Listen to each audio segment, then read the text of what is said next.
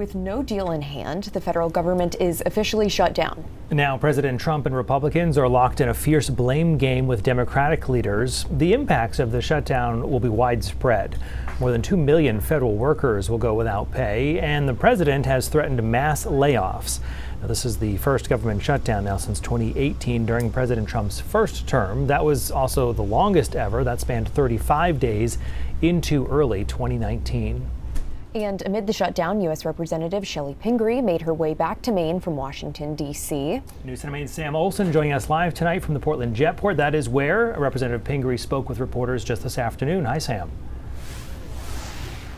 Hi, Brian and Bailey. Representative Shelley Pingree said she had spent hours and hours trying to negotiate everything that would go into the appropriations process. There are 12 separate appropriations bills that are supposed to be passed. As a member of the Appropriations Committee, Pingree says she had gone through nearly 100 hours of markups with Republican colleagues.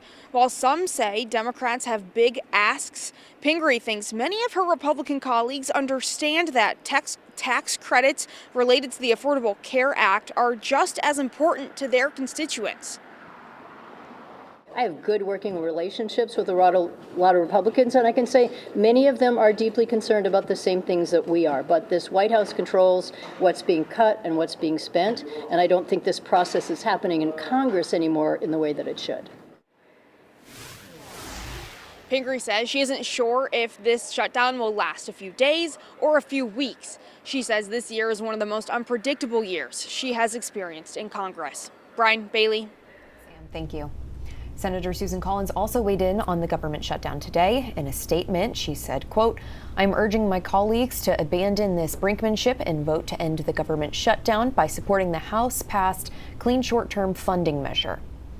Vice President J.D. Vance also received a briefing on the shutdown and, like Collins, pointed the finger back at Democrats.